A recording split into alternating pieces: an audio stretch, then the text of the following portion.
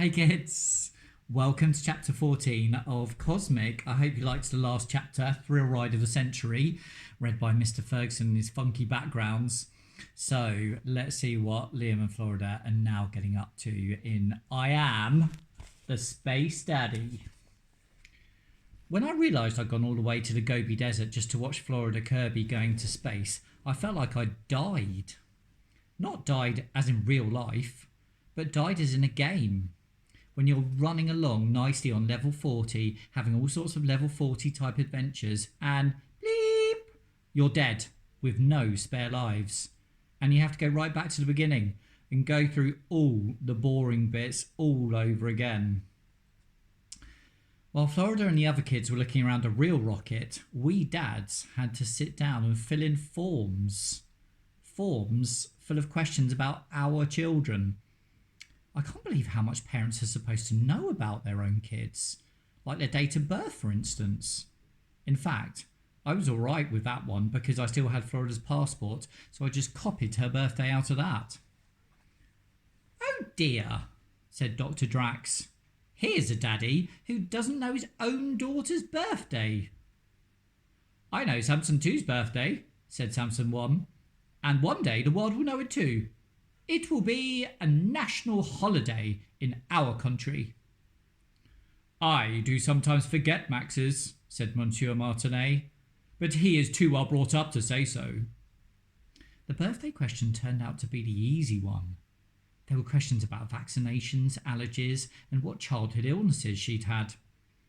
I did remember that she'd been off school a lot in year 6, but I couldn't remember why. All the other dads were ticking things off and filling things in. I tried to see what Max's dad was writing so I could copy, but he caught me looking and put his hand over his form so I couldn't see. Childhood illnesses.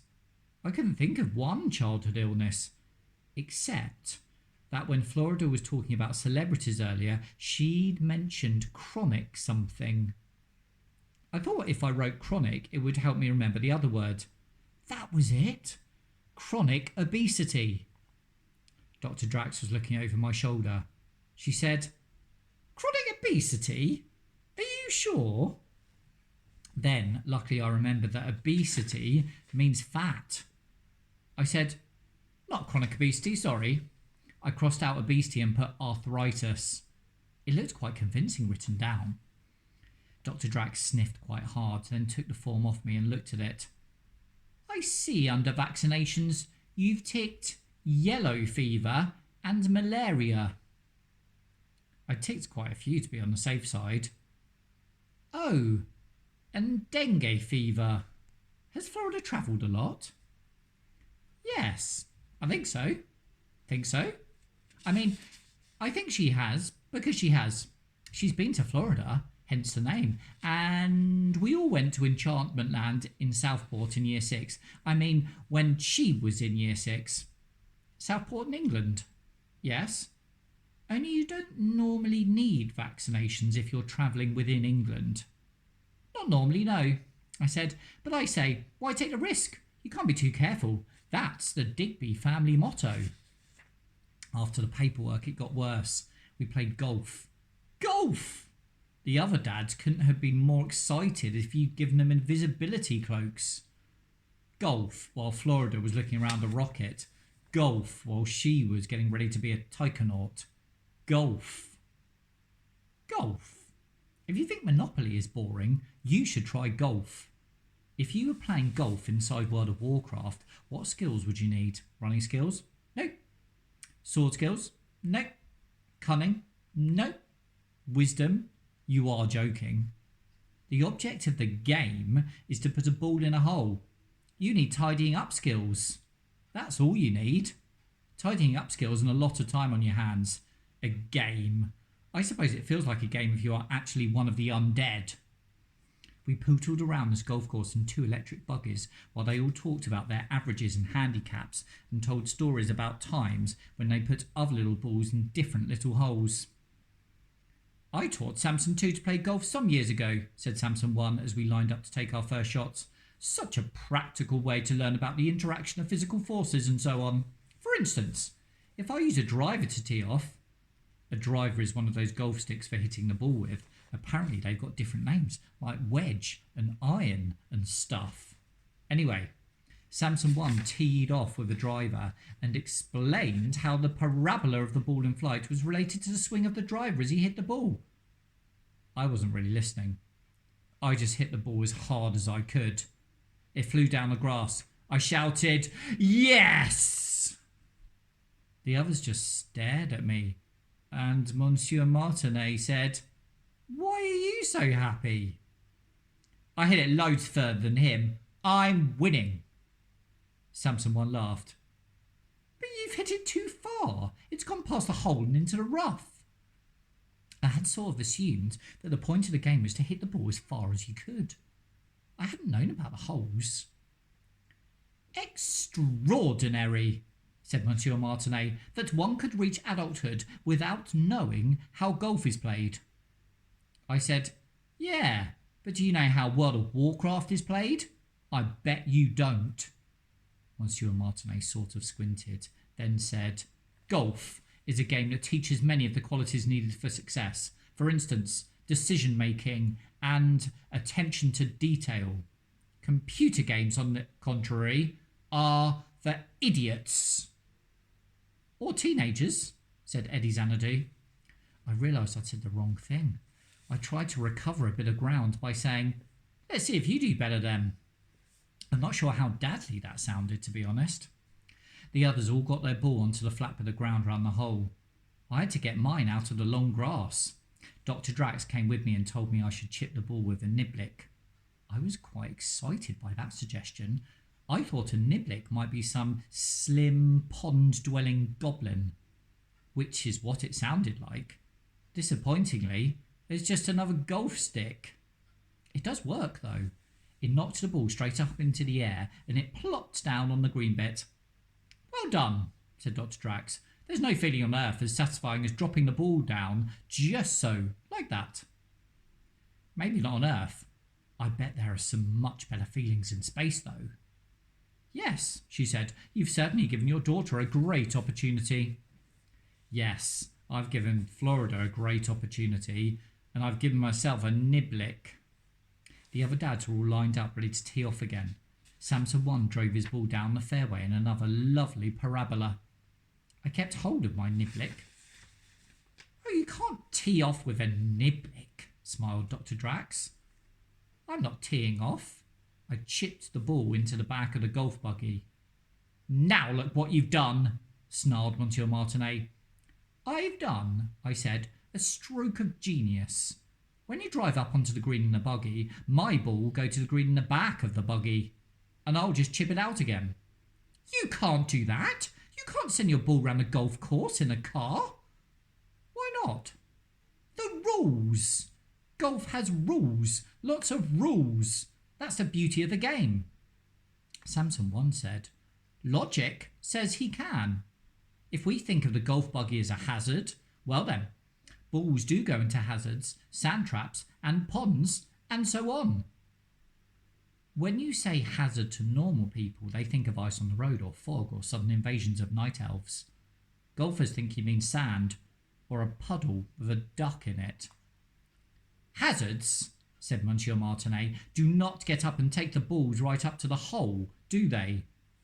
"No, but you can't interfere with a hazard, and if this hazard happens to be heading to the green, then the ball will have to go with it," said Samson 1. You could tell that Monsieur Martinet was unhappy with this by the way he started waving his 5-iron round his head and yelling about how childish I was. "I'm childish. I'm not the one getting all stressed out about a game." Honestly, grown-ups talk about teenagers spending too much time online and taking games too seriously. A game of golf seems to take about 3 years, and they talk about it like the next stroke is going to save the world. "Yes, childish. What kind of father are you? No wonder your daughter is so complicated when you have so little regard for the rules." I looked at him. He really thought he was a level 40 monster, and I was some sort of level 7 baby warrior who'd run away if he snarled at me. But I had my mental elixir. I let it fill my brain, and then I engaged. You think you're a good dad? What kind of parents let his child go off into space while he plays golf? Monsieur Martinet looked a bit confused when I said that, and so did the other dads, until Dr. Drax said, "Aren't you doing exactly that, Mr. Digby?" Well, yes, I was, but I knew that my dad would never do that, let alone my mum. I said, in my school, my child's school, when they go on the trip, a responsible parent goes with them, even if it's only to the museum or the art gallery. In the New Strand shopping centre, you're not even allowed to go into the newsagent without an accompanying adult. Why aren't you doing that here? You mean you'd like to go into space with the children? Asked Dr. Drax. Yes, of course I would. But they were all staring at me. Monsieur Martinet rolled his eyes and muttered, "Of course he should be with the children. He is a child. Tall, but a child." Dr. Drax held her hands up. "I think," she said, "I am having one of my great ideas." We waited to see what it was. "A daddy in space. I will send one of you to space. But which one?" I said, "Me, I'll go." "Don't be ridiculous," snarled Monsieur Martinet. "The job needs a real leader. I will go." "It might be better to have someone capable of understanding the science," said Samson 1. "Someone like me." "Let's have a little competition," said Dr. Drax. "I can see from the way you play golf that you're all very competitive. And you're all so different. Monsieur Martinet imposes a strong discipline. Samson 1 believes in education." "I certainly do." "Mr. Xanadu is very indulgent or generous. And Mr. Digby is..." She looked at me as though she was trying to remember why she specially selected me. In the end she said, "Mr. Digby is available." "When you say competition," said Mr. Xanadu, "simple. You'll all do the space training with your children, and the one who proves to be the best taikonaut, no, not the best taikonaut, the best father, he will go to space." Yes! I'd really levelled up this time. It was like when you get to the next stage of a game and the whole landscape changes and it's full of new dangers and different thrills. I'd levelled up from a round of golf to space exploration. "I will be the winner," said Monsieur Martinet. "When it comes to winning, I wrote the manual." "Me," said Samson 1. "I have the brains." "Me," said Mr. Xanadu, "because I want to, and I do tend to get what I want." "That," said Dr. Drax, "is for the children to decide. We'll let them vote."